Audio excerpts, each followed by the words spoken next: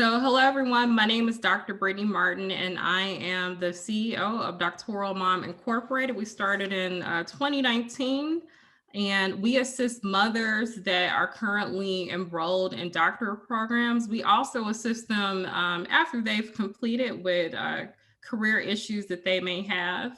We have about 3,000 members now. We're just about 50 away from hitting our 3,000 mark. So if you know any mothers that are in need of resources or assistance, please tell them to join our group on Facebook. We're also on LinkedIn and Instagram as well. And we just initiated some discussions in Clubhouse. But tonight's discussion is surviving your doctoral mom dissertation. And I'm very excited to introduce our two guests that we have today. So first, I'm going to start with Jessica, just because I met Jessica first. But Jessica is the CEO and founder of Dissertation by Design. And her organization just sponsored one of our very first scholarships, the Dorothy M Scholarship. It's $2,000. The application closes on April 28th. You can go to www.doctoralmom.com/scholarships. I'll type the link into the chat throughout the webinar just to make sure you have access to that. But again, we're going to close it on April 28th, and we're actually going to announce the winner on Mother's Day. So you guys will receive a notification of that via our social media channels, and we'll probably send an email blast out to our subscribers. Our second speaker today, first I'm going to say she's a mother of four, Dr. Desi. She is a dissertation coach, and she has such an awesome story. I can't wait for you guys to hear it. So without further ado, we're just going to jump right in, and I'm going to kick it off with Dr. Jessica first. Thank you, Brittne. Hi, everyone. I'm Jessica Parker. I live in North Carolina, but my company, Dissertation by Design, we have coaches all over the US, and I previously lived in Boston before I started my company. And I just met Brittne a couple of weeks ago for the first time. And it was interesting. I approached her because we currently have a scholarship at a local community college, and it's just for single mothers. And so I saw some alignment here with her organization as an opportunity for us to develop a second scholarship.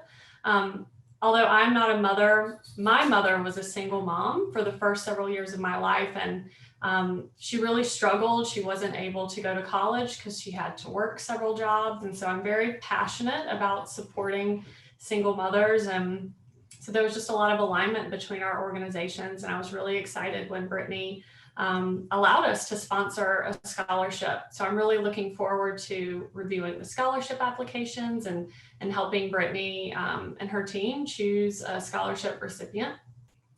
Outside of that, my background is a healthcare researcher. I was previously a research director at Harvard Dental School and Northeastern University School of Nursing in Boston.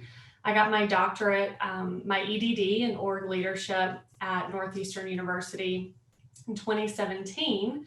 And shortly after that, I started Dissertation by Design because of the struggles I saw with my peers, quite frankly. And it's just kind of taken on a life of its own. The business has grown quite a bit. And Desi joined me early on. I think Desi's been with me for almost 3 years now. So I'll go ahead and turn it over to Desi. Hey, good evening, Doctoral Moms. I am so happy to meet you. And I wish that I could teleport back in time and have been in this group from the years 2014 to 2018 when I was getting my doctorate. But perhaps this is just the right time to be here. I will introduce myself a little bit more through the story that I'm going to tell you. So I invite you, if you are, I know you're a mom, so I know what I did to get ready for this. So whatever you did, first of all, I commend you. And I want to just invite you to just really settle into this space. And if you need to, and of course, if you need to attend to a kid for a minute, like, oh my goodness, my kids are right behind this wall, this beautiful wall, and I'm not going to turn my computer around to show you the rest of my house, which definitely looks just as pretty as this wall. Anyway, my PhD is in curriculum and instruction. And I obtained this degree, obtained is such a strange word. I worked my arse off to get this degree from the University of New Orleans, where I currently reside. And I have been working with Jessica ever since as a dissertation coach, because I was one of those weird little kids that actually enjoyed writing my dissertation.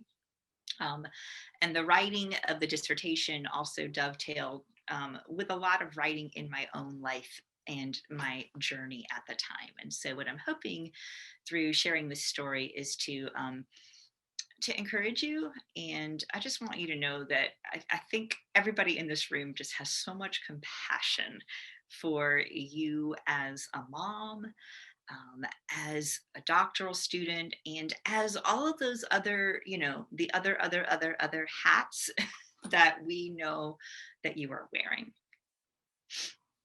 And should I go ahead and begin talking about this story, y'all, or is there anything else that we need to cover?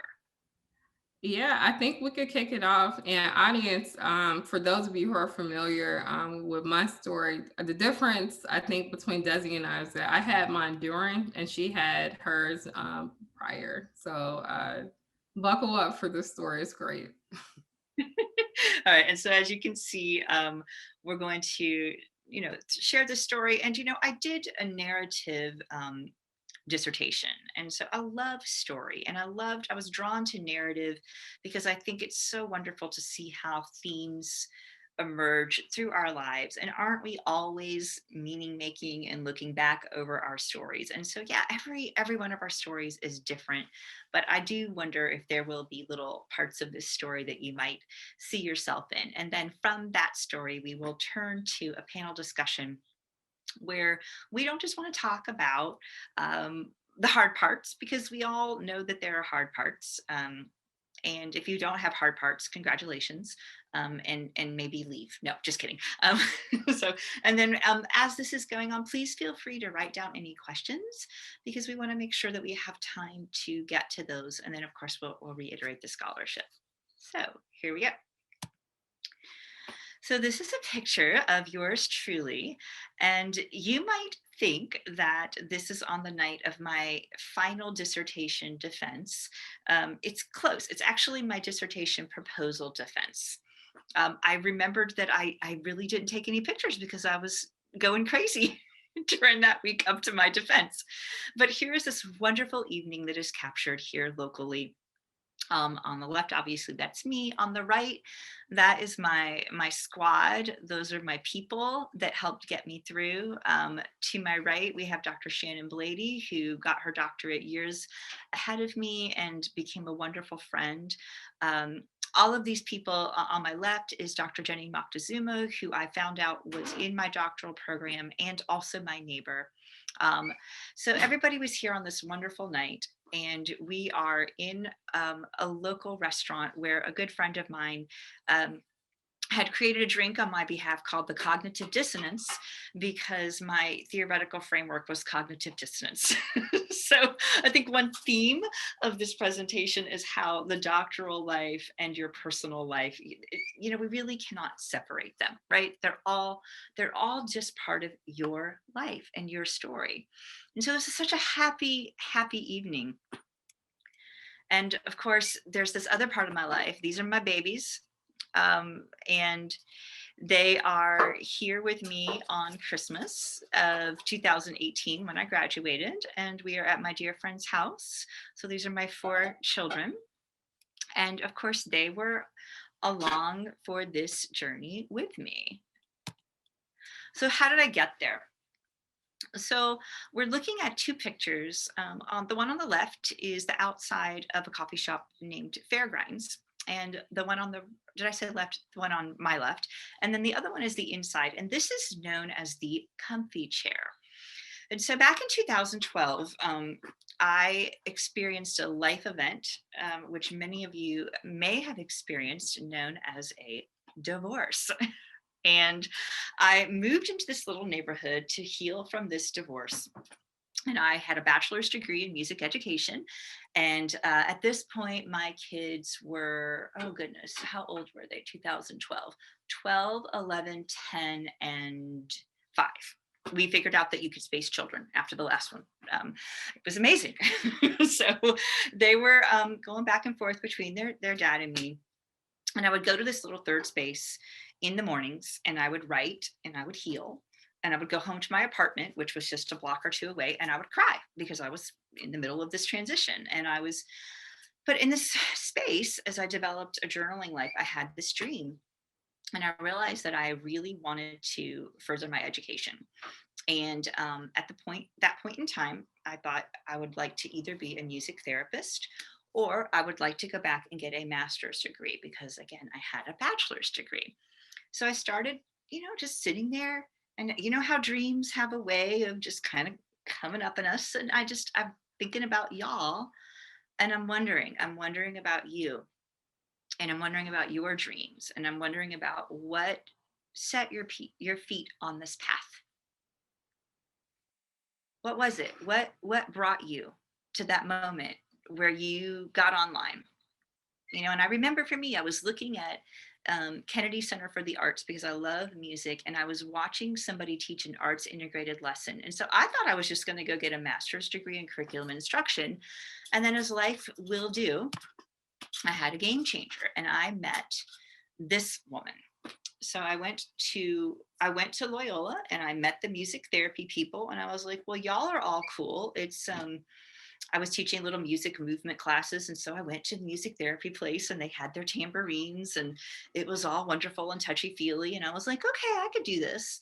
And then I went to the University of New Orleans, and I sat in on a class with this woman. And I still don't know why, but this lady, Dr. Patricia Austin at the University of New Orleans, sat me down and basically was like, I think you should not go for your master's, but actually you can't, because your certification is lapsed, because I had been a stay-at-home mom for many years. So I'm like early 40s at this point. She goes, why don't you apply to the doctoral program? And if it doesn't work out, then once you get your certification renewed, you can go ahead and get your master's. She goes, and by the way, I'm going to put you up for some doctoral funding.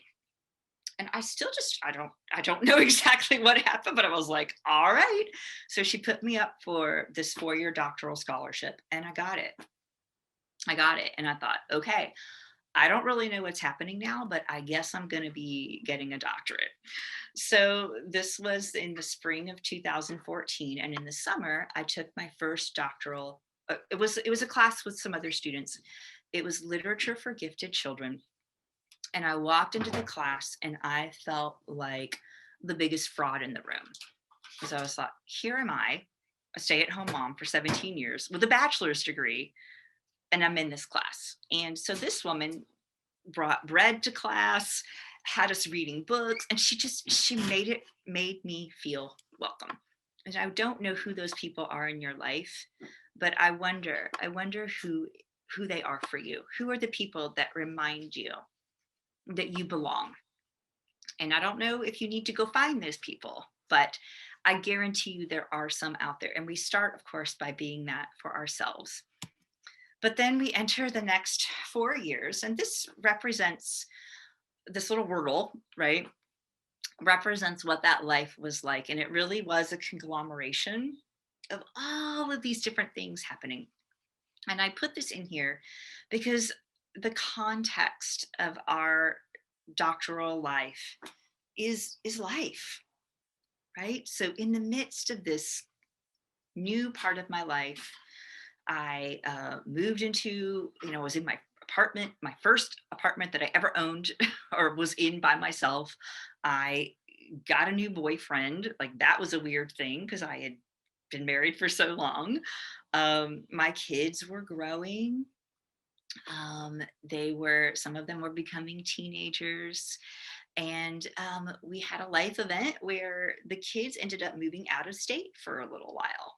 And so in amongst all of these things, I'm attending class, and I'm doing it full time. And I'm learning, and I'm taking classes in methods and writing pedagogy. I'm taking research classes. I get a graduate assistantship. And I don't know what your Wordle would look like. But I just wanted to put this out there because I think we often separate out what's going on with our doctoral selves, and we have sort of this compartmentalization. And I'm not saying that that's totally bad, but I think that particularly out of this year, I mean, we talk a lot about the context of our studies, but what is your context out of which you are getting your degree? What's going on there? So that was the first couple of years. And then, like I said, the kids moved away, which was difficult. And it was just a crazy situation for a while. And then they came back. For the last 2 years, they moved back into state. And so then we were really working with more of a like, the kids were with me part-time and with their dad part-time. And this was the part of the dissertation this is part of the program where I became ABD. And so the way that this worked for me is that when I was with my kids, they would come like for a week at a time. I really, Ollie, can you not do that right now? No, you need to, sorry, that's my kid. You need to gloves, go. So when the kids were with me, I didn't work on the dissertation. And when the kids were not with me, I just threw myself into my work. So I really kind of called it like merry-go-round parenting, where there were times that I was the on the ground parent, and then there were times in that I was not. And that's how it worked for me. And in amongst that, like you're working, like I remember the eldest had her first boyfriend and was freaking out over the first boyfriend. And gosh, what else was going on during that time? Kids were, we're doing the lessons and ferrying them there to their events, just all of like the normal stuff. And of course, in that time, I am choosing my committee, which are these lovely people on the right. And, every one of these people, I think that I left out was very supportive. But I really want to draw attention to this woman on the bottom, Dr. Diana Ward, who told me something as I was getting ready to prepare for my proposal and my proposal defense and the writing of that. And she said, Desi, I want you to make sure, she taught my research class, one of them. She said, I want you to make sure, I want you to know that you have our blessing to do the dissertation that is coming from your heart. Do the dissertation that you want to do. And that just felt so very freeing, because often as doctoral students, and when I work with doctoral students, there's often this sense of like, there's so many cooks in the kitchen, whose dissertation is this anyway? And so I held on to that. And then of course, this whole time, Dr. Austin became my committee chair, and she would have me over to her house on Sunday afternoons, and we would talk for hours about the study. And it was like she came along and she read the things that I was reading, and it was amazing. It was just this time of incredible growth. And so out of that came this topic and this alternative form of research known as arts-based research that my committee encouraged me to do. And so I ended up, of course, then moving into the data collection. And you can see here a picture of this is my actual bedroom. And yeah, that's what it looked like. And I wanted to put that in there because it just feels like, of all the years where we have had home life and doctoral life colliding, right? This is one of them. This is one of them. And so here I was, this is my unmade bed.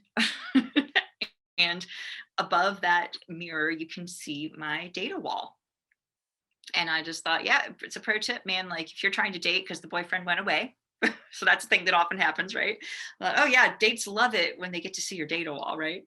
And so I had this little note, and there's my keyboard below because I was writing music during this time. And one of the things that I would do is just write myself these little encouraging notes. So I just said to, do your work and grow your garden. And this is all a gift. And I love it because it's messy. You can see there's my laundry room peeking out. And I mean, I think this is just one of those themes. If I were doing like an autoethnography, it would just be the swirl of all of it working together. And so I took, let's see, how long did it take me? I don't know. I'm just thinking of like these real life moments. Like I wrote my lit review over a few weeks and I had the flu and my kids were with me at that point. So that was one of those times where it was challenging. But then there were times when I would look at this data. And again, I got to write music for my chapters 4 and 5, which is a whole other thing. I would look at this data and I would feel the inspiration of a song that was going to capture the experiences of my participants. And my research was related to the experiences of teachers in New Orleans who are experiencing a form of cognitive dissonance because they are teaching to standardized tests when what they believe is best are student-centered ways of teaching. And so I would write these story songs about what it was like to be them. So, there were all of these things going on. And of course, throughout that time, if I think about like sort of themes and tensions that emerged, I feel like these, I would just, if we had so much time, I would just want to just talk to y'all all about these. So it did feel like at times that there was a tug of war between, even if I tried to separate them, the domestic responsibilities that I had as a mom, and it's like, they, when something's not right with your kid, like you ain't right? If your kid's going through something, whether they're little, but I have found that as they get older, that when a kid is having an emotional situation, the nurturer in me has a real hard time like caring about these. I'm like, who cares at this moment about this other thing, right? My kid is hurting. So that was a big tension. Or just simply the actual workload, right? Especially when it's always going to be work and it's good work, but it's like, okay, my strength as a parent is not all of the, like, I can devise these systems really wonderfully, but keeping them running, I'm just like, I don't really care as much about the housework and all that now that I'm a little bit older, but like, we have to keep these things going. Right. And then at the same time, I might get an email from my chair or, okay, well, now you're being asked to teach this class. And I kind of put in the doctoral, I don't know if it's domestic or doctoral, but I think it's like, if you're working, there's the financial responsibility. Like, it's a lot. And these things can fray the rope. And I think that for me, the rope was my sense of well-being at times, right? Just you get tired. And then for me also, I would be so curious to talk about this because I was developing a professional identity for the first time in my life. And I was doing it in my early 40s because I identified, I became a mom when I was 25, 26. I don't even remember. It's just been like forever, right? And it was just like the first 3 kids are like boom, boom, boom. So it was all of that. And I think that even to this day, if somebody said, well, who are you at your core? Or what role? Well, yeah, that mom role is so important. And yet at the same time, we can feel this pressure or this desire of like, for me, it's like there was a professional being born and that person is still evolving. And so those tensions, I don't know if any of these resonate with you, but this was my biggest one, was like, okay, am I enough? And if I give enough time to the doctorate, are the kids going to be okay? I wish I could look at you right now to see if you're resonating with that, because I just remember being like, are they okay? And especially since I was single for the most part throughout this journey, um, that just the amount of actual energy that you have, right? Even if your heart is there to do all of it, sometimes you just don't have the energy. And then I would just sort of bounce around between this tape of like, what? Okay, wait, what am I doing in the writing? Wait, what am I supposed to be researching? Or, oh, I want to research this, I want to research that, or I'm so confused. And am I doing this in the right amount of time? Um, how am I going to pay for this? And this was a big one is I would have a lot of people ask me, um, so what are you going to do with this degree? And for me, the degree represented a part of myself that needed to continue to grow. And it was like all the other parts of life with being a mother, being a musician. Um, it was like I knew that I needed it. And so I wasn't really thinking about, well, what am I going to do with this when I'm done? And it would freak me out when people would ask me that because I'm like, I don't know. But yet, if you encourage me to stop doing it, I would get really frustrated because I was like, I don't know why exactly, but I know this is what I need to be doing. And that's different. Some people just know, like, I'm doing this degree and it's going to help me advance, or I'm doing this degree and I can then enter into a research position. So um, think about your worry for a minute because I know we all have them. And I guess the one thing I can say to that worry is, first of all, quite often those are just thoughts, right? They're not the reality. They're just something that we are worried about. And, here I am, and I did finish, and it worked for me to, because my kids were back and forth, it worked for me to be able to kind of do that compartmentalized approach. But I know many of y'all, um, you're taking bites out of your day, you're working on the weekends. Like there's so many different ways to make it work. And I did get to that place. And I think that transformation into a scholar, this is the part that I think is really interesting for me, is that scholarly lens, that researcher lens, like it's actually now, it's like being a parent somehow helped me become a better doc student, and we'll get into that, and becoming a doctor and learning to research, learning to think about my bias, getting curious, being okay with being wrong. I now see those skills helping me be a more humble parent and a better parent. And I'm still kind of in the middle of like what all that's going to look like, because I didn't stop being a mom when I got my degree, and I have 2 kids in North Carolina and 2 kids at home now. And these things still exist, and I'm grateful though. I think that's where I would like to land. That's my story.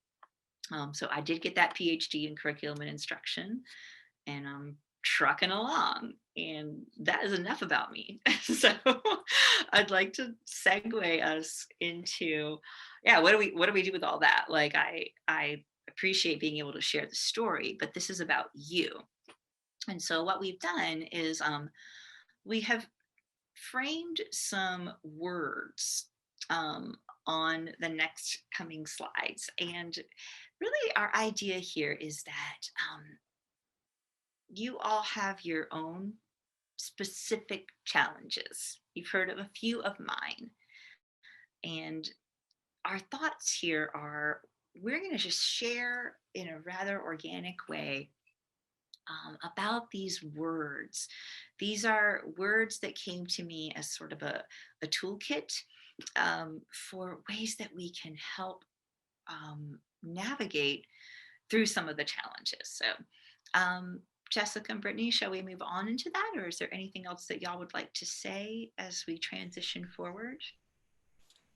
I had a really quick thing, and Jessica, I'll let you go. Audience, I think Desi already deserves like a virtual round of applause. So if you guys could just say congrats to her in the chat for her journey, because I personally know like the difficulties of momming and doing a doctorate program. So Jessica, I think you had something before we progressed, right? Yeah, I just wanted to, well, first, thank you, Desi, for sharing. I know I've heard your story before, but it's always great to hear again. I wanted to jump in and just first clarify, I am not a mother, so I feel like I want to be upfront and let you know that what I share during this panel discussion comes partly through my work with many doctoral mothers and hearing their experiences and kind of learning what works for them and what doesn't. So I'll partly be speaking from that perspective. But when I was getting my dissertation, when I was writing my dissertation, my father fell very ill, and I was his primary caregiver for close to a year. And so, although that's not the same as mothering, it was extremely challenging and it very much distracted me from my goal. And there were a lot of challenges I had to overcome. I definitely thought about quitting just about every day. So I'll also be speaking from that perspective. So I just wanted to share that with you guys. Do we want to jump into the first slide? Yes.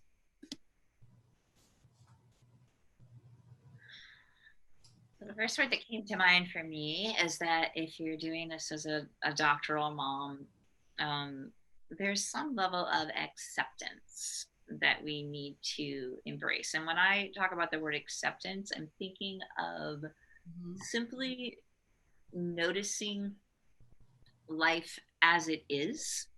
And I feel like Brittne has some thoughts about that. I would love to hear them. Yeah, I think throughout my process, the word accept just really resonates with me. Because one, I had to accept that doing a doctorate degree was necessary. I was a career coach for 10 years, and I just remember sitting in my office constantly telling my students, like, pursue your goals, and if you want this advanced degree, you should get it.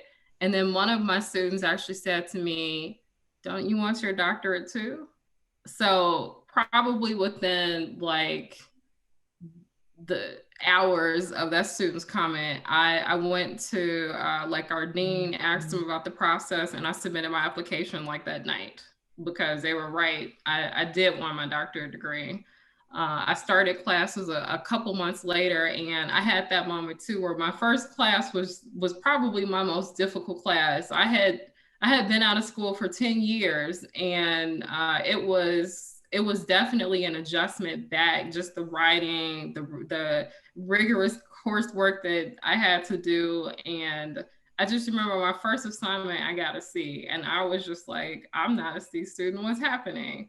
But it was because writing at a doctorate level is just something different that you have to adapt to. So just accepting, well, this isn't the same. This isn't a master's program. This isn't an undergrad degree. And accepting that I needed help. So throughout my program, I asked for assistance from a variety of people, from the professors, from advisors when I had to. I reached out to other students, and I intentionally made sure that I reached out to students that were ahead of me too. So even if it was just like a semester or a quarter, however your system is structured at your institution, I would encourage that. I also reached out to people who had recently graduated. That helped me tremendously. And then it was the other things, accepting. I had all three of my children during my program, so accepting like, okay, I'm gonna be a mom. I have to do both now, or really work, school, and I had to get this program done. So that was like an acceptance part too. But for me, the biggest thing was asking for help. That wasn't my strong point, but now I do it now. So accepting a lot of things. So I'm curious in the chat too, as our other two ladies share tonight, was there something that you had to accept, whether it was before or during your program? And then I'll kick it over to Desi, you wanted to take over from here on this one? I think that acceptance for me was accepting that I wasn't a double income, no kids, accepting that I had chosen this, and that if it ended up needing to take longer, that was okay.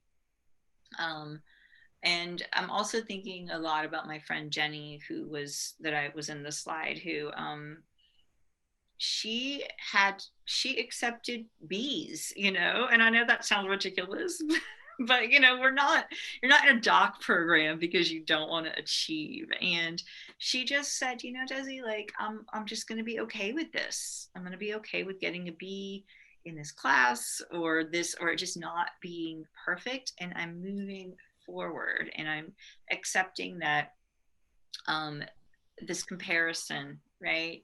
That you have, if you're doing this, maybe you have 2 to 2.5 to 3 full-time jobs, and that there's not shame in slowing down.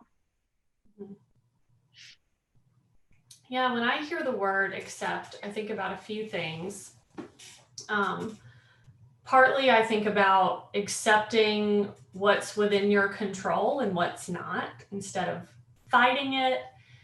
Sometimes I hear clients say, this should happen, they should do this, my chair should do that, my committee should, instead of really taking a step back and thinking, what's reality? Is reality different than my expectations?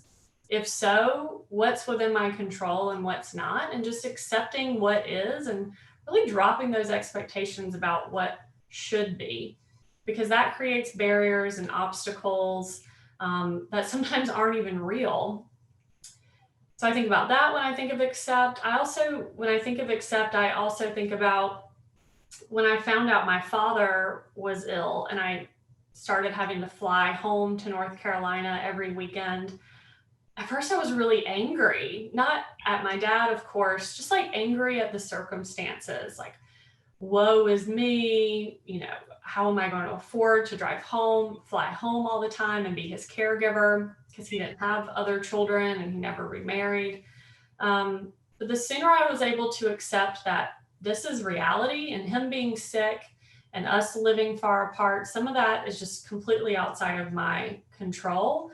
Then I was able to focus more on solutions instead of fighting the circumstances in front of me that oftentimes I couldn't control. So I'm not saying you don't advocate for yourself if you need something, but it's just beginning to recognize what's within your control and what's not, and accepting what's in front of you, and instead moving forward and focusing on solutions instead of wallowing in what should be or what shouldn't be. Yeah, acceptance always helps us gain clarity.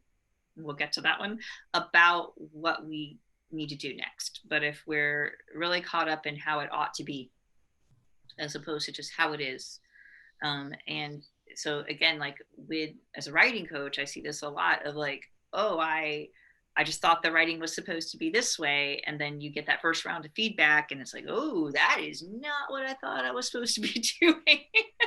And I want to move forward to, I think that these are related, that I see this a lot with my writers and other students, is these moments where, ooh, that like, I've heard this saying so many times that like every woman over the age of 30 could write a memoir called That Didn't Turn Out How I Thought It Was Going to. I think everybody can write that memoir, right? And so what do you do when you need to begin again?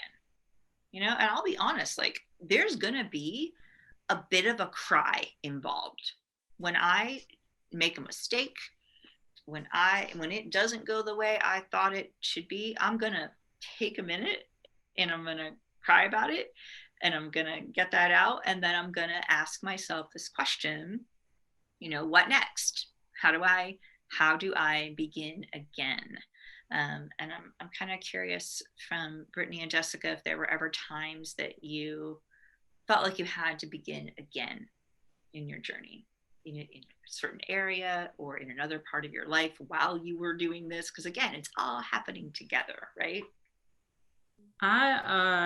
There are two moments in particular, and one is I mean I had my twins first. I have 3-year-old twins, a boy and girl, and I have a 2-year-old now, but I had them all during my program. And the first pregnancy, I was like, okay, I'm doing this. This is great. I have pictures where I'm holding both my twins and, I'm doing my work. And like 6 months later, I found out we were going to welcome my youngest son as well. So that was like a begin again moment because I had just gone through the pregnancy and figured out how to do my work.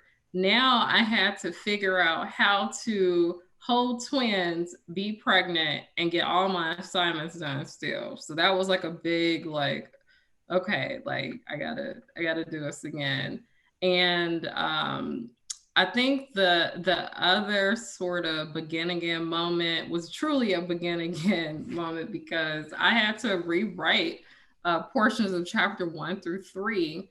And it was mainly because I had gotten poor advice in the beginning. It wasn't, it was because the person had a particular style that my committee and most individuals don't have. So I had to say, okay, like this was just like their personal opinion on how this should be written. And now I had to like make it more standard. So that was like a harsh moment for me to like go back in there and like truly revise like all that work that I had already done. But I will say that's probably something that if you're going through the process now that you should brace yourself for because there are multiple people probably on your committee. You have to answer to your chair. You're going to be getting feedback probably in some of your courses as well. But it's okay because that's the whole purpose of the process is to be evaluated and to improve as you go along. So if you sort of take it as as a positive versus saying, oh man, I got to redo this, you'll sort of you'll take it better and it'll be slightly easier. So look at it as like, okay, this is great because now I get to be better. Not as I did something wrong, I have to like do it again. So that, I mean, it didn't take me very long to do the revisions, but I know that hurts a lot of people when they get the feedback. And then I'll actually throw one more thing out there, IRB. I don't know if I see a couple of doctors here, some people who just recently graduated. So I had to resubmit my IRB twice. And it was always like something minor, like, are you going to close the door? I remember that was like one of the times it got rejected. I was like, yeah, I'll close the door, no problem. But I had to put that in there and send it back. So those were kind of my 3 things to begin again. Yeah, when I see begin again, I'm reminded of anytime we learn something new. So for example, when I was younger, I played soccer, I learned how to play the harmonica. And if you kind of think back to those memories of being younger and learning a new skill, you didn't have these crazy expectations that you were going to pick up that new skill overnight. And you were probably, I would hope at that point in your life, you understood that you were learning and that this process means beginning again quite a bit. So I'm like quite literally thinking about when I would learn to play the harmonica, I would get a few notes in and then have to start all over again because I would inevitably mess up really quickly. But it's different as adults, and I see it all the time. People start doctoral programs, and typically we're high achievers. We've already achieved quite a bit of success in our life. Many of us have. We've mastered at least one thing, if not many things already by the time we start our doctorate. So we have this expectation that we're just going to pick things up right away and everything's going to be perfect. And then we're crushed when we have to scrap an idea or scrap a chapter and begin again. And I think if you kind of embrace this idea of you're learning, you're a student again, you're learning something new, and this beginning again, this kind of scrapping something and starting fresh with a new page is very normal and it's very much part of the process. So I just encourage you to kind of take on a new perspective when you look at having to rework your writing or having to completely revise a draft based on feedback, don't expect yourself to be perfect and produce perfect material, especially if you're not used to academic writing. It's almost like learning to write in a new language, and it's normal to struggle. Yeah, and that beginning again, you know, you don't want to do it forever, but for me, it involved the topic selection, right? Of, okay, do I want to study this or that, the other thing? And so I would start kind of walking down the road of writing the problem statement for these various topics. And at the same time, I was teaching writing at a community college, and I would tell my narrative writers who were we were just writing stories, you know, I was teaching developmental composition, the people that basically were like, I can't stand to write and I don't want to be in your class. So that was really fun. And I would be like, look, a topic is something that you have something to say about, and there's going to be heat. Right? It doesn't mean that you're going to love every second of it. And of course, scholarly writing is a different animal, but I would listen to my heart, and I would say, okay, is this topic calling to me enough?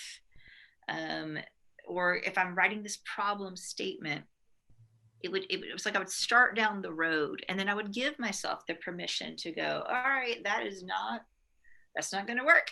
I don't think that's going to work. And so I tried on, I didn't do it, you know, for years, but I did it for a couple of months where I would begin down the road with a topic, with a problem, until I landed on the one that I was neither so invested in that I felt like every little part of it I had to control or I was going to be frustrated.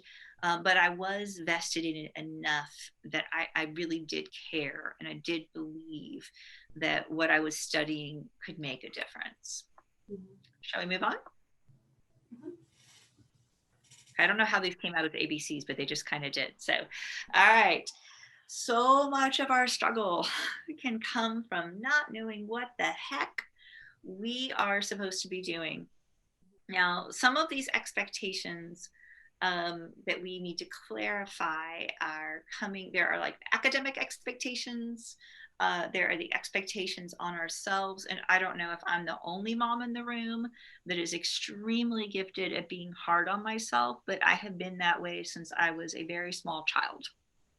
And I had these expectations that I was placing on myself, that it had to be a certain way, that I had to be, you know, just up here. And I guess if there's like one gift of middle age is that you just get too darn tired to do all that. And so for me, the clarifying of expectations had to do with who's really asking me to do this. And if it's me, now sometimes you are given a deadline. Sometimes there are academic expectations, and I think Jessica can speak. She's a great clarifier, but that's my initial thought on that is, if you're feeling super stressed, would you please do yourself the kindness of just like putting your hand on your heart in a quiet room and just asking yourself, who's telling me to do this? And how is this coming about, and why? And does it really need to be this way? What's the most important thing right now? And I think getting that clarity in our hearts, it can help again with why does it need to be now, right? And what if I'm worried about something going on with my kids and getting quality time with them? Is it really the end of the world if I slow down the train for a minute? Because I definitely, I feel like I'm turning into that mom that like sees people in the grocery store and I want to be like, enjoy it while they're little. And I'm like, oh my gosh, I hated when people told me that when I had a 3, a 2, and a 1-year-old in Costco. I was like, no, I mean, I enjoy it, but I am now with older kids and 2 out of the nest. I am very protective of trying to make sure that we have that time, because yeah, like the doctorate, that actually can be stretched out if if need be. But they really are, I can't get some of that time back, right? And it doesn't mean that we need to guilt ourselves. It just means if we make that decision, and then that's the other side, is like, no, I'm choosing in this moment to go to a coffee shop, and I'm just going to trust that they're going to be all right. And I'm going to go do this thing now. And I'm going to separate this. It's been the hardest part about COVID, right? Is like, I'm going to separate this out so that when I come back home, I can just be mom. Yeah, when I think of clarifying expectations, I think about the expectations we put on ourselves, and then clarifying the expectations from our chair primarily. So I'll first just touch on expectations of ourselves, and I'll speak from experience. So when I set out to get my doctorate, for some reason I had this arbitrary deadline in mind. I thought, I'm going to do this in 3 years. Well, it wasn't totally arbitrary. I was conducting research at the time, and I wanted to kind of piggyback my dissertation research onto the research I was doing for my job. But I decided on 3 years, but the last year of that is when my father was ill. And instead of adjusting and kind of recognizing that I was in the midst of a major life event, I put so much pressure on myself to continue barreling forward towards that deadline that I was miserable. And like, looking back, if I could give advice to myself then, I'd say, Jessica, what is another year? The world will not end if you have to take another year to write your dissertation. Like, it doesn't have to be done on this original deadline. But I didn't have that conversation with myself then. I was I had tunnel vision, and it was hard. I missed out on a lot of things in terms of spending time with my dad. I missed out on part of my life in Boston. And I just don't recommend that. So if you have this deadline in mind, there might be a very, very good reason for it, but give yourself some grace. And if you're feeling that pressure, like you're going to have a mental breakdown. I remember feeling like I was going to have a mental breakdown. Really just asking yourself, what's the worst case scenario if I don't meet this deadline? What's going to happen? And if you can live with that, then just accept that might just be your reality, because things change and plans need to change too. And in terms of clarifying expectations from your chair, this is something that I talk to our clients about a lot. I had a conversation about this morning where I was speaking to a client who said, I have to revise my entire literature review and submit it on Sunday. And I said, well, your chair is requiring you to submit it on Sunday, or you've decided you're going to submit it on Sunday? And they said, oh, well, my chair wants me to submit it on Sunday. I said, well, did you tell your chair that you were really, really struggling with synthesis statements, that you haven't had time to read all of the articles you were hoping to read, and communicated with them to see are they expecting a polished draft? Are they expecting a rough draft? And it was just kind of like this light bulb went off, and they're like, oh, that's a great idea. I could email my chair and see if they're okay with a rough draft being submitted on Sunday. And I said, absolutely. And if they're not, then you need to be upfront and say that it's not realistic, because based on what they had currently produced, unless they stayed up all day and all night and didn't have any other responsibilities, maybe it could get done by Sunday. But that's just not what was going to happen. And so I'm not saying that you overshare with your chair, because I'm also a chair and I don't need to hear every little detail about what's going on in your day and every road bump, but I do need to know what you're struggling with. And sometimes it's okay to say, look, can I submit a rough draft and have you look at this one specific area that I'm not comfortable with before I spend hours and hours creating this polished draft? Sometimes it'll be okay and sometimes it won't, but at least you'll know whether or not this deadline that they've communicated or asked you to do is something that you have wiggle room with. And so communicating with your chair is important, and asking them what they expect of you when they're asking you to turn in a draft. Because sometimes it's not what you think. With my students, I tell them throughout the semester, I like to just see their progress. I don't expect a perfect polished draft. but it's something you might not be sure of. And so just really clarifying that with your chair, I think, is incredibly helpful. I'll chime in very briefly because I know we have a couple more points. So for me, it was pretty much everything that Dr. Desi and Jessica said too. The chair, just the expectations on yourself. And then the other layer that I had to eventually realize was I had to clarify expectations for my support system too, because you start to realize that maybe your friends are putting a little bit more demands on you. They want your time, your family wants your time. If you have a partner or you're married, they want your time as well. So it's important right from the very beginning of your program, or even as you're doing the application process, to sit people down and say, this is going to be a big time commitment. There are going to be a lot of occasions where I may not be able to participate, or like you may not hear from me for a couple weeks at a time, but it's not because I don't want to interact with you. It is because I am hyper focused on this work to get it done. So I think that's really important, and especially for mothers who sit down with their kids. I asked this question in the group, and a lot of people actually responded and said that they didn't have a conversation with their kids before they started their doctorate programs. I didn't have to because, I was pregnant with them. But I think if you have older kids, that you should sit down and say, this is what mom's going to do. This is what our day may look like now. There are going to be times where you want to play with me, but I can't.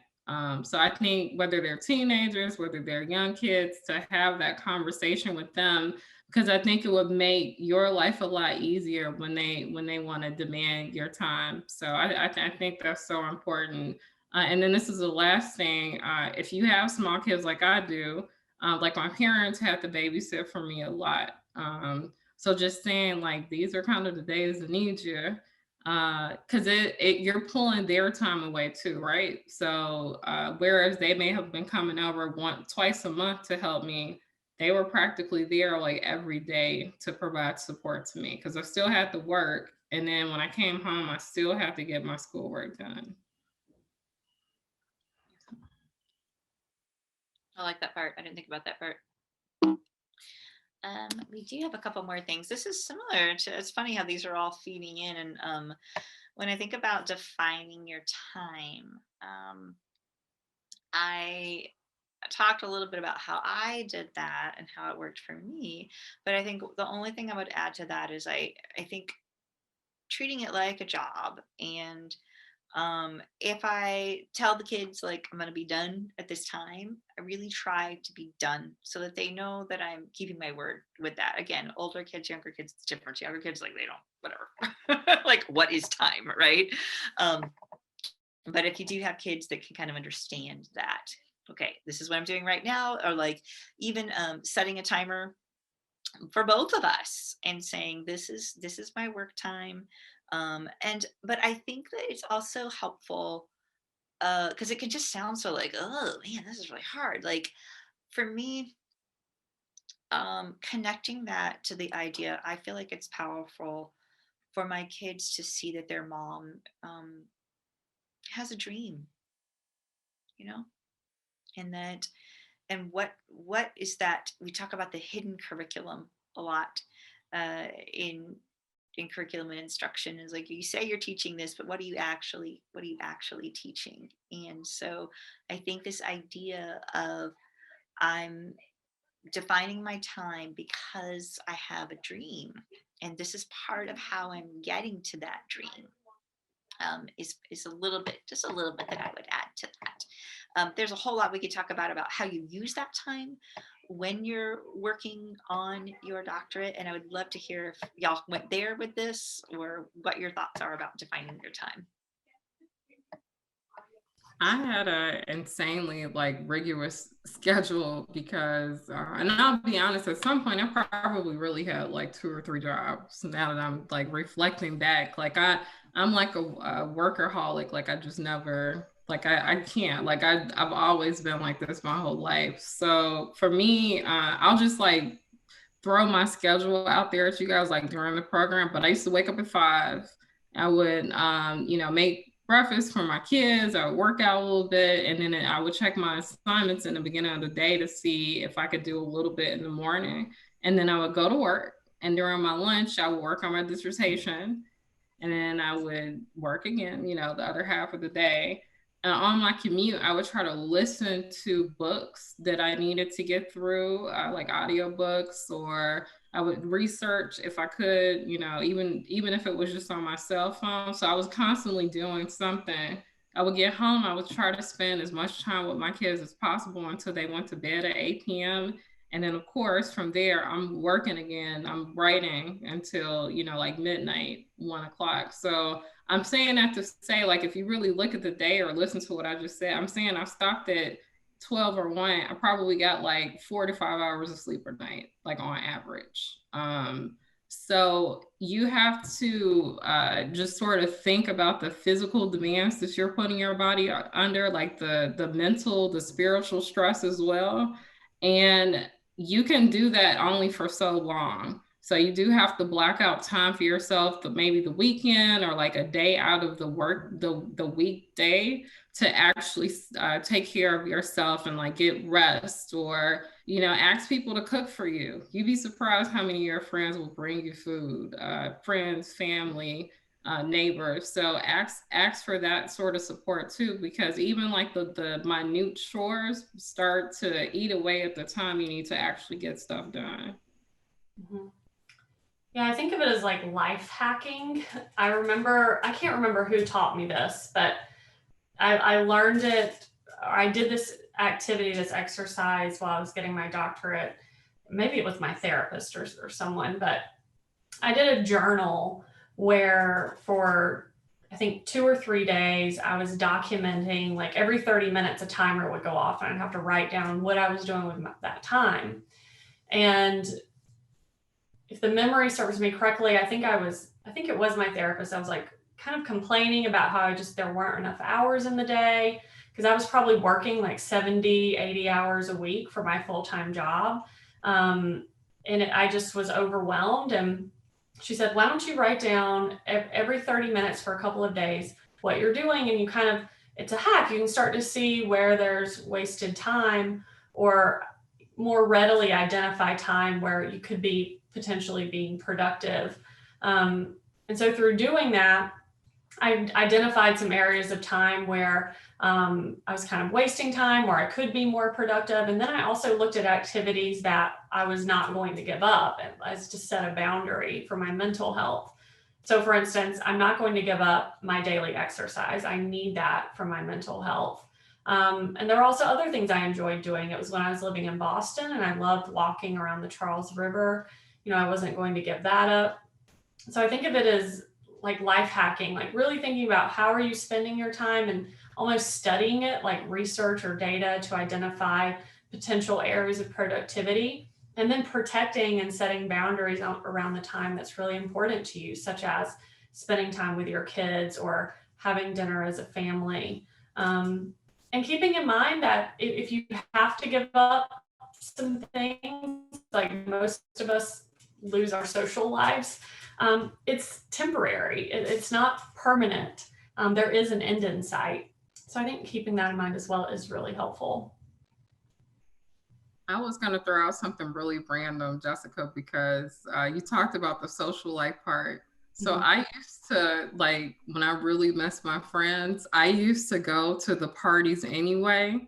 And I would sit there with my laptop and like people would be like having fun around me, but just still being in the environment just gave me joy. Now I was probably writing like a 20-page paper or something, but the joyous noise around me kind of motivated me to get those papers done faster so I could join my friends. So that's one tip, one thing, because sometimes you just can't get out of occasions, right? Like sometimes you have to see friends and family. So take it with you. Just take it with you, because you're going to be thinking about it and then you're going to feel guilty that you left that laptop at home. So every now and then, don't do it all the time, but take it with you. Totally wrote at the track meet. Totally run a track meet. And when you're defining your time, I think there's also like, what am I doing within this time?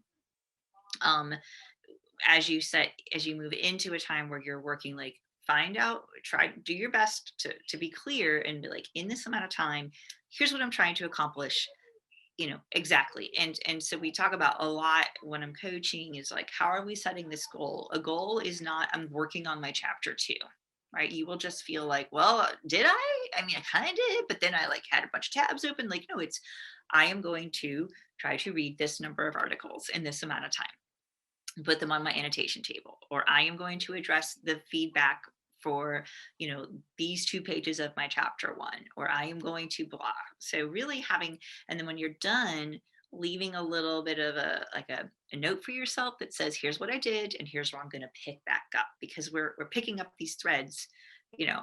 And then another part of this is also, I really listened to and watched a lot of videos when I was getting into like data analysis or just trying to understand methodology. So I would just have those things. I would immerse myself.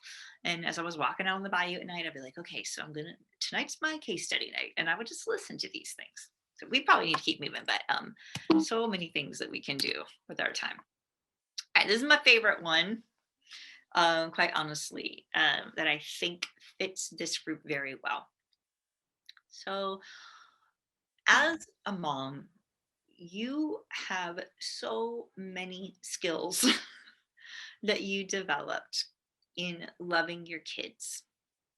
And I really think that these skills can serve you very, very well as you are getting your doctorate.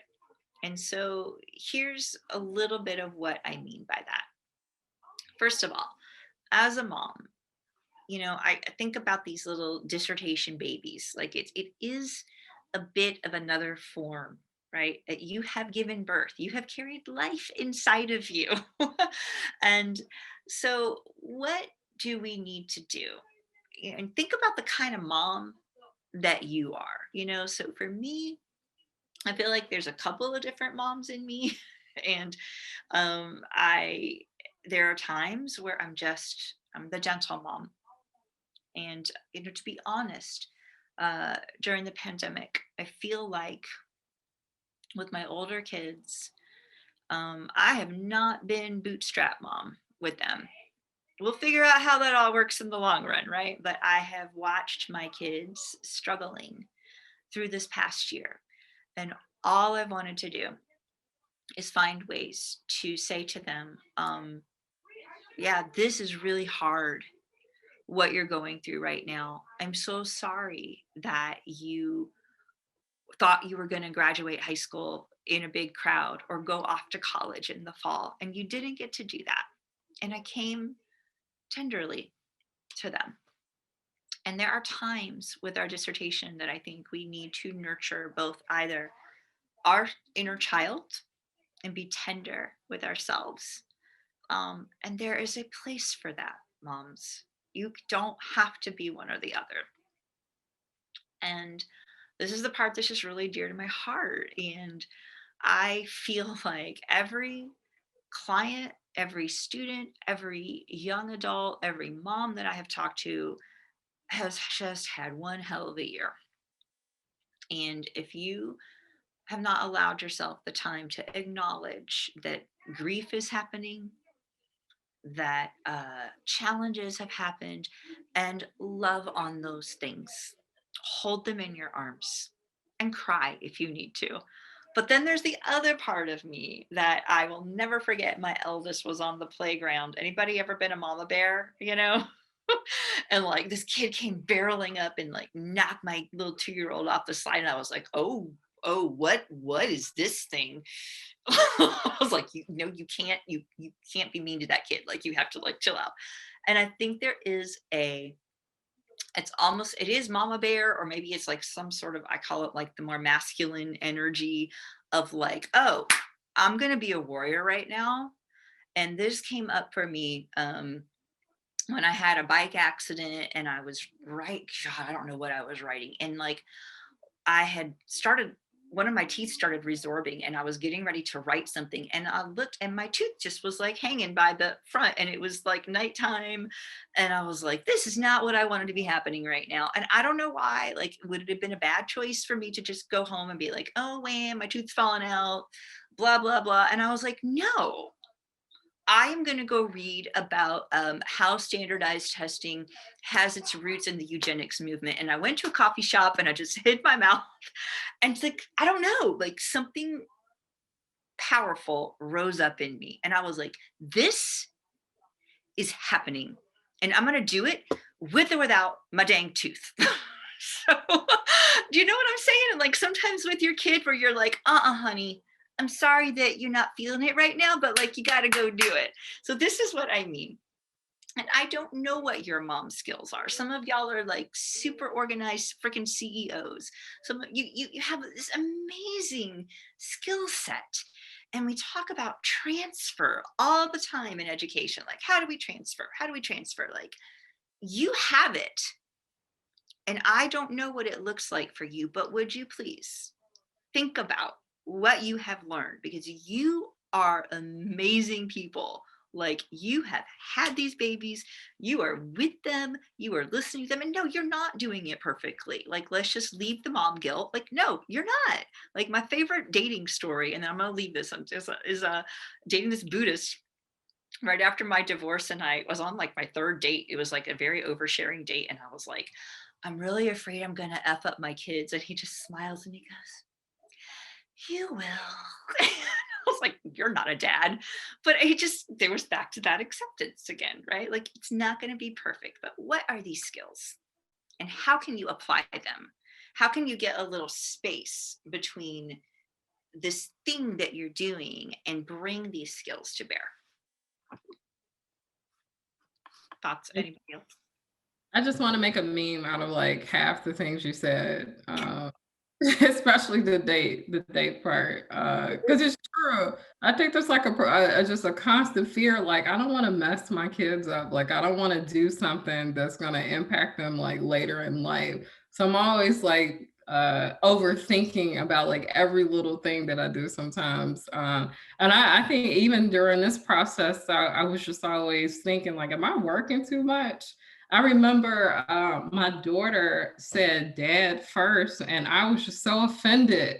I was so offended and hurt by that. I was just like, and after that, I mean, she was with me everywhere after that. I mean, I was taking her, with me to get my papers done. And like I had her on my hip, like every couple minutes, like, yeah, mom's doing this right now. Like, look at this, help me write this part of the paper, because I just wanted that moment too. So she said it like a couple days later, but I was highly offended that was like her first word. But I thought about this and I said, I have just learned how strong I am throughout this process. I think to even apply, you have to be a strong individual, because like Jessica said, like we already had a lot of accolades. Like we were, I'm going to call us career warriors, now entrepreneurs.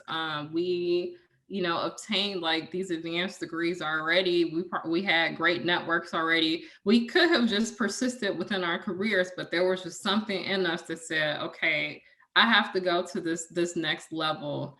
And I had a professor when I was going through my MBA say that Maslow's hierarchy of needs, that very top row, the self-actualization, that's what it felt like for her when she got her doctorate degree. And I will say, for me, when I got mine, I felt that too. Like this was like the best thing, that I had done. But the strength is really key for me, because going through 2 pregnancies, I just laughed because I said I was pregnant between 18 to 20 months, basically, because it's really 10 months per child, but they say 9 months, but it's really 10 months to me. But I was pregnant for 2 years out of the 3.5 that I was going through my doctorate program. So that was a challenge. As Jessica mentioned, she had some personal things happening. I had some health issues within our family that I was helping to manage too. Because those are the things that we don't really talk about, right? Like we talk about how we're managing the kids and our relationships, but we have other family members and friends too that we have to care for during these times, and that impacts us as well. So not only are we strong for ourselves and the immediate people, we have to be strong for other people and then still get all this work done, right? So that's kind of my big thing, is that we have something in us. If you've gotten this far, if you could call yourself a doctoral mom, if you're in your program, that's one of your biggest skills. You're very strong. And then I saw earlier multitasking was in there too. I don't know, Jessica, you want to pick up on that one? How did you know, Brittne? It's interesting when I saw that in the chat feature too, and I don't know where I read this, maybe it was like an article in the New York Times or something, talking about the downside of multitasking. And I was like, but I take so much pride in it. I can, I have 20 tabs open at any given time, and I take that as a compliment. But I think when it comes to multitasking, if you can, especially with writing, if you can really block out all of the distractions that might take you out of that flow state. And when I say flow state, I would imagine all of us have experienced a flow state before. You're doing something you enjoy, and you kind of lose track of time. And even though most of us wouldn't say that we enjoy writing, I would be willing to bet that at some point you've sat down and several hours have gone by before you realize it. And so I just wanted to chime in, and it's not really related to engaging mom skills, but kind of a tip, and I call it designated conditions. If you find yourself in that flow state, you kind of realize that after the fact, really take note and jot down what were the conditions around you when that happens. You can try to recreate it again. So for me, my designated conditions, and they've changed over time because I've moved and I've changed. For me, my designated conditions is I like to be by a window with a lamp on. I have music playing in the background, music without lyrics because that distracts me. I typically have essential oils like citrus or eucalyptus that kind of wakes me up. And I have a big cup of water, and I have to turn off my email, turn off social media. And those are kind of my designated conditions. And so kind of get meta about what the conditions are and kind of ask yourself, oh, what was it about today that made this writing or researching process easier or feel less stressful? And maybe there's something that you can pinpoint or recognize in the environment around you and try to recreate that again. Okay. I want to see, we've got two more, and I want to be mindful of our time. So I think this one's fairly obvious, alluded to it, but you are going to have feelings about this. And this has been a year where we have been barreling through life and just functioning, right? Just getting it done. And I don't think that that's sustainable over the long haul. Or if you get feedback or directions or instructions, like just simply naming that emotion. I'm feeling frustrated, I'm feeling confused, allows us to get a little bit of space from our feelings and get into maybe a little bit about why we don't need to live there forever, but we often do separate out the academic parts of ourselves. And Sir Ken Robinson, who passed, as we know, in 2020, talked about how we educate academes to, kind of live from the head up and slightly to the right. And that is not how human beings are created, or how we work. And so if you're having a feeling, even if you're in the middle of something and I just sort of write it down, and I'm like, oh, this is the thing I'm feeling. Well, I guess I use that mothering lens, and I treat these feelings like children that are going to need to be tended to. I'll just say very briefly, like throughout the process, and I've had these conversations with a ton of my friends and people in my network, but as you're going through this process, you're gonna start evaluating everything. You're pretty much your whole life, because that's what this process does, because it's putting so much pressure on you and again the people around you. You're gonna start figuring out like who's really my friend, who's really providing support to me. And those moments might hurt. Like you may say, oh, like this person hasn't checked on me. I've been reaching out, and that's okay. And I told someone that this is a time where your network and your immediate circle is going to improve in quality. So that's one thing I wanted to sort of throw out there now, is that you're going to have those moments where you feel like I'm alone, nobody understands me. Find a network of people who are similar to you. And that's how the Doctoral Mom group started, because I was in my program, I'm sitting in class pregnant with heating pads, and of course, nobody around me was going through that experience. So try to tap into your network. So if you haven't already joined us, please join us, so that we can provide you with support, because as you're hearing through our conversation, that we truly understand what these experiences are. Yeah, I won't say a whole lot about this, but I was going to give just a small piece of advice that I actually received quite recently, and it's been really helpful for me. And that piece of advice was, what if criticism is neutral? And thinking back to being a doctoral student, we're criticized a lot. We're getting feedback constantly on our writing, and it can be really hard, and we can really start to beat ourselves up and be hard on ourselves. And there can be a lot of emotions tied up in that, especially for me. I'm an overachiever and a people pleaser. And sometimes, you can take things personally when it's not personal. But I was told recently, what if criticism is neutral? And by the more risk you take, and even though you might not think of it as risk, every time you submit something and you put yourself out there to receive feedback, you're opening yourself up to criticism. But criticism of your writing, that critical feedback, is neutral. It's just a part of the process, and there's no reason to let all of your emotions and feelings get tied up in that.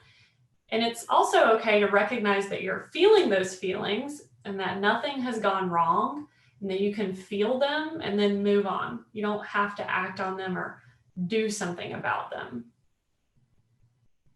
Great. However, there is a time. I love that get help is next to this definition of mother.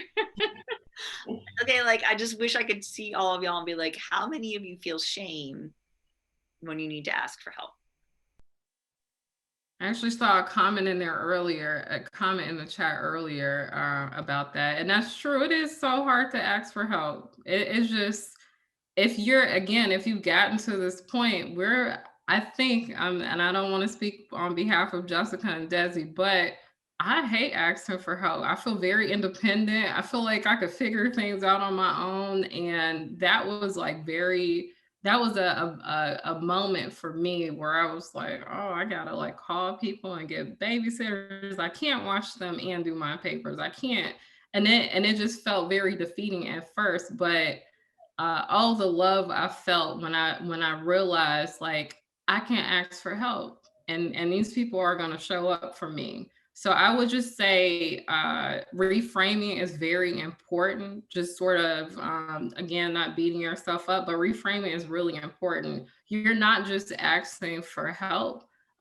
You're kind of asking for love, right? In a way, you're not necessarily asking for help. You're asking for other people to care for you, people that you probably have cared for years. So it's okay to get back what you've poured into other people. That's okay. So you have to, they always say, refill your cup. So make sure you do that by reaching out to people. And I think that, when I'm working with writers and we're talking about theoretical frameworks, often there will be these different, major constructs of a theory, and it's quite often that these constructs will work together. And so when I think about this, these A, B, C, D, E, F, G, like sometimes you're feeling a feeling and you stop and go, is that telling me something? And then you get some clarity around, oh, well, I'm feeling overwhelmed because the system is taxed, or I'm feeling overwhelmed because I have no idea what's supposed to go. Wait, how is the background different from the context and the significance and like what the what, right? And so understanding and getting clarity about our confusion and what we don't know, to know where am I reaching out for help, right? Do I need academic help, and like as a coach, I'm always really proud. Like I have a new client in California. She's like, I have 3 different coaches. I'm like, I don't know how you're paying for all that. Not like, but like, she's like, I have a dissertation coach and a life coach. And I'm like, wow, she's so good at advocating for herself and being like, this is what I think I need. Can you please help me with that? And I'm like, oh, actually, I would love to help you with that. And just 2 weeks ago, I took stock and I was like, I need to get help bringing my kid home from school instead of paying for aftercare. Like, that's just what I need to do. And I was afraid to ask because I was like, oh, it's the pandemic. And then I was like, no, if they say no, you're not going to be like, well, I can't believe you're not helping me. And every single person I asked gave me help. And I'm like, this is great. And this is good for my kid because my kid is seeing that the world is opening up again and that like, we're not just these isolated little band of 3 living in the bayou, right? Like we have a community. So if you find yourself at night going, help, then like, let's think about what that could be.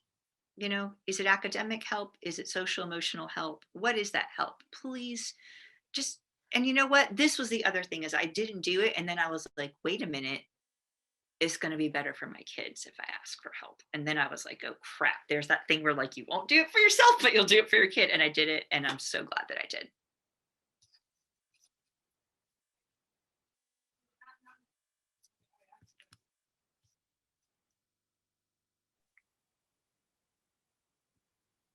Let's see. I think this was the last slide, right? It was. We were gonna know. I don't know how we are with time, but we have time for what's going on with y'all and questions, concerns, and quandaries. Yeah, I know we sort of went over audience. We scheduled about 90 minutes for this, but I know that there are some people on here that needed specific help. So if it's okay with Jessica and Desi, I don't know what your schedules are. We could take a couple questions now. The other thing too is that I keep getting pinged on my cell phone. I have like 75 people now asking me like, when are you posting the recording? So what I'll probably do is any questions that we don't get to, I'll send them out to Jessica and Desi, and we'll come up with a solution to sort of get answers out to you guys. We do have a blog on doctoralmom.com as well, so make sure you check that out for some resources, and also go to Dissertation by Design. They have a really great blog as well. Lots of resources and courses that you can attend. So I do want to say that either site, but I'm definitely going to refer you guys to Jessica very often. Do you want me to keep sharing the screen or stop at this point? Why don't we stop sharing for now, and then let's go ahead and just take some questions. So if you guys have anything in particular, I actually got email a couple questions that I'll throw out there right now. So of course, a lot of people are asking about like quantitative and qualitative work. I don't want to get too into the details here on this, but as far as resources or tools, do you have anything that you could recommend that could potentially save people time? So I'm a big fan, depending on the need. So I'll speak from some recent examples. Really figuring out what free resources are available. So for example, I have a client right now who's really studying with some basic stats. She's still in her coursework. It doesn't really make sense for her to pay a statistician. I think that's a little much. So she went to Laird Statistics, Khan Academy, YouTube videos. So really doing your homework to see what resources there are available online that has videos where you can actually see someone either modeling or really explaining the concepts. I've recently become a big YouTube fan. I wish I had used it more when I was working on my dissertation. So yeah, really getting a lay of the land of some of the free resources and doing a basic search on YouTube. I know I used Khan Academy quite a bit when I was trying to learn stats. I'm just not an amazing math person. We also have a free resource on how to develop a research problem statement. It's on our website under our on-demand courses. And that's a free 30-day course where Desi is actually modeling the writing process in front of you. Yeah, Desi, does anything come to mind for you? It's just so specific. I feel like whatever the need is, if you can identify, and so sometimes I think that's a conversation. And if you have people in your program that you can talk to so that you understand what is the thing that I need to know, then you can get connected with and knowing how you learn best as well. Like I said, when I was getting ready to do qualitative data analysis, of course I had done it in the course, but I was like, okay, let me just watch somebody coding right now. Let me go watch this person do it, and let me watch that person do it. And so kind of having that sense of knowing what I needed. And I know that there are support groups that offer, there are plenty of lit review resources out there. There's always a way. But like I think finding your people and then going, what did you do? And asking your chair. I think people are afraid of their chairs a lot of times, and every chair is different. But I find myself so often talking with my students saying, can you ask your chair that question? Because that sounds like something that your chair needs to answer, because they're the one that's kind of your gatekeeper for this process. The only other thing I'll just say is make sure you're reaching out to your professors. Even if they're not on your committee or not your chair, they can still provide you with resources too. They may have access to databases from other institutions. Many of your professors teach at more than one college and university. So tap into them. They may also already have the software that you need too. They may let you borrow like their accounts to like get that stuff done. So ask them, ask your institution. Many of your institutions already have subscriptions to those things to help their students get through the process. So ask them kind of what's included as far as resources for your program. And then free trials, because I know for a lot of doctorate students, it is also a financial burden. So make sure you test out free trials to make sure it's the right tool for you. And then, just keep progressing forward. But that definitely ask the people at your institution for help. Yeah, and it's, in worst case scenario is someone could say no. When I was getting my master's degree, I did clinical research. And I was testing out this new device in a microbiology lab. And I remember telling my chair, I said, I'm going to reach out to this company, I won't say the name, and see if they'll donate the device, because it was like $2,000 and I couldn't afford it. She's like, yeah, good luck with that. But I sent this long email. I said I was a master's degree student. And lo and behold, they donated the device and gave me some money to fund my research. And that might be on the extreme end, but I know some companies, like I think of In Vivo, for example, they do free webinars all the time where they have an expert. So really tapping into, if you need that In Vivo software or Max QDA, see what free webinars are available, reach out to their customer service team and just ask if they have a free trial or whatever it is specifically that you need. And I would imagine that they would be open to helping you if they could. But it just doesn't hurt to ask if it's something that you need. You never know. We're getting some questions. there was a question in the chat. We're just going to take 2 more questions and then we're going to transition out. And then audience, just a quick reminder, we are going to upload this video to all of our platforms. So I'll put it on Facebook, on the main page, in the group, on our Instagram. We do have a group on LinkedIn as well. So if you missed any components or you want to share this webinar as a resource, we will put it in quite a few places. Earlier, just a couple of moments ago, someone asked about whether we did things manually or use some type of system. So I use both. So I use myself, and then I use in vivo, and then I use a transcription program as well, because my work was qualitative. So that's one of the things I would just say very briefly too. Figure out what type of person you are, because as much as I love math, I actually like statistics. I do well at it, but I knew I didn't want to comb through like data for months, like almost a year. I like talking to people because, again, I was a career coach. I was used to interviewing people. So I wanted to continue to do that because it was within my comfort level. So figure out, do you want to really talk to people, or are you kind of like the person that wants to like crunch the numbers and do the analysis that way? So that's kind of like my bit of advice. But I use both. Like I ran my data through a transcription service, then I uploaded it to NVivo to get my core themes, and then from there I still had to conduct my own analysis. So I would also like just defer to your chair and your committee as well to make sure that whatever process you select is in alignment with what your institution wants. And then I will also look at dissertations from previous graduates.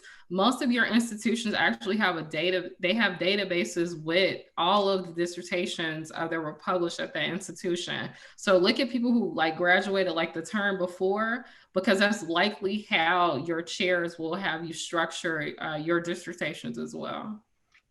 Yeah, and in ProQuest, you can search by the advisor. I do this frequently when I get a new client. I'll go into ProQuest, look within their institution and under their advisor, the most recent dissertation that's a similar type of research design as my client. And that's incredibly helpful. Obviously, you can also ask your chair if they have an exemplar to share. It doesn't mean that you're copying that exact same type of approach in writing, but it's just helpful. It gives you a glimpse into something that your advisor / chair has recently approved. And it's just kind of good information to have on hand. Yeah. So I think I'm gonna close us out. Desi, you had a quick comment, right? I wanted to point your noses. When we're coaching and we're looking at writing, the first thing we do is look at the problem statement. And so if you're having difficulty moving forward, quite often that problem statement is where the seed of that problem has been born. And so we developed, this is a free resource. It's a mini course that Jessica and I worked on together, and we're both teaching in there. There's also a piece in there, it's that bit.ly link, because we believe in the encouragement. Mm-hmm. And so there's a compassion self-compassion exercise in there. And I feel like it's so important. Like when we started playing this webinar, like you can tell I get emotional. Like in my belly, I was just like, I want these women to experience some compassion, because often as women, we are that in the middle of that wheel, and we're giving that compassion out. And so when we wrote the mini course that's free about the problem statement, we put in this self-compassion exercise, and we talked with Tara Brock, who's a meditation teacher, a mindfulness teacher, and said, what can we do to help writers, specifically scholars, have compassion? And so I feel like it's free, and it walks you through step by step what the components of a problem statement are. And even if you've already written it, like looking back over that, problems with alignment often come because you wrote a problem statement that begins something like there's not research on, and not to get all coachy on you, but like that's not a problem, right? So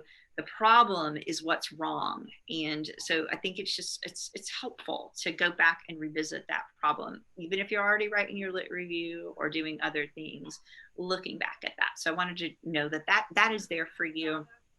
And it's just, what is it, like 3-4 lessons? Yeah, Yeah, I think it's 4 lessons. I think it's like a total of maybe an hour to an hour and a half of guided instruction. Yeah. So now I want to just get our final thoughts and comments. I'm going to start with Dr. Jessica Parker first, and then we're going to go to Dr. Desi, and then I'll close us out.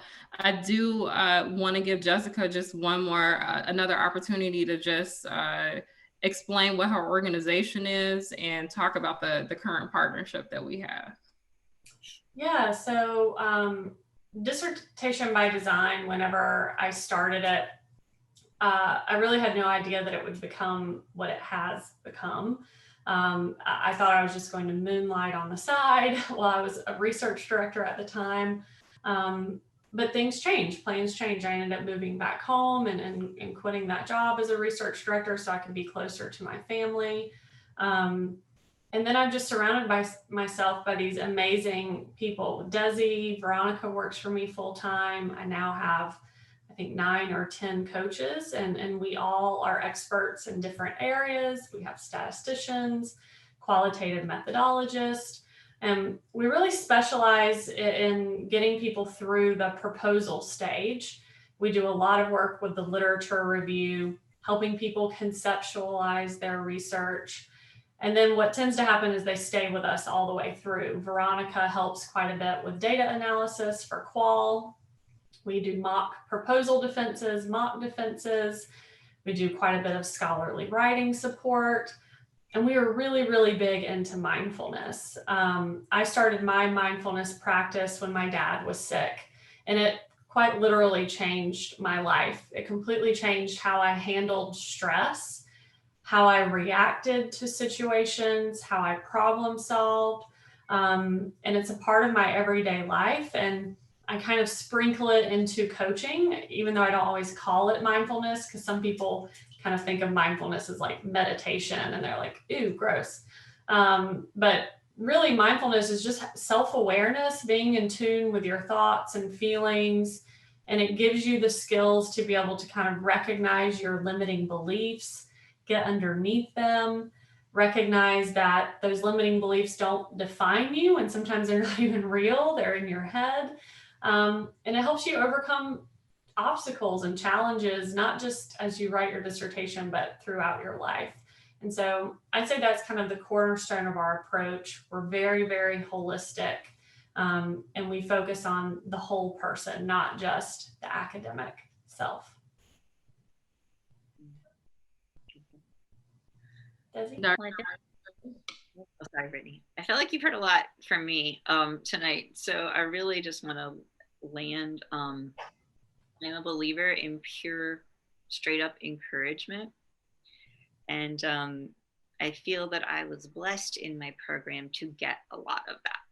I don't know how that all came together, and so I love talking to doctoral students, because and moms, and just saying to you, like, if you want to do it, you're going to find a way to do it. And you really do have it. Like, you really, really do. And there's a lot of tools in here that have been given to you, but I think there's a lot of inner wisdom that you have as a mom. Mm-hmm. And I just want to encourage you and to just say that if you started on this journey, there's a reason for it, and there's a reason that you're drawn to the research that you're drawn to, and it matters, and you matter, and you're going to do it. All right, perfect. So audience, let's please give our 2 guest doctors a virtual round of applause by saying thank you in the chat. I just love that we're partnering together and providing resources to you all. Just a quick recap. So Doctoral Mom Incorporated is a nonprofit.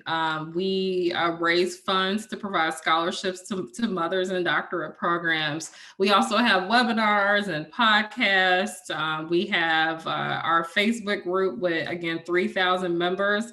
Our members are across over 100 colleges and universities, and they're representing over 100 countries as well. So we are international. So I really encourage you to connect with one another there, create a support system there. We are going to start having these open Zoom calls and open Facebook I always forget what they're called, but the Facebook rooms, we're going to have those as well so that you guys can come together, write together, even if it's just silent and there's music playing.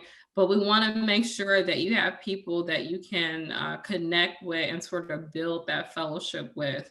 One quick update is in June, we are going to have a virtual graduation for our doctoral moms because I myself was impacted, so I didn't get to walk the stage, and I know how that feels. So I know COVID prohibited many individuals from walking the stage. So we're gonna put out a form via email and on our Facebook group so that you can submit your information, your name, your program, your institution. We're going to call your name out. We'll play the graduation music. We'll have our keynote speaker, and we're going to ask the recipient of the award that our two organizations are sponsoring give a brief speech as well. So the scholarship is a Dorothy M. Thomas scholarship. It's for $2,000, and Jessica and Desi's organization, Dissertation by Design, will be providing resources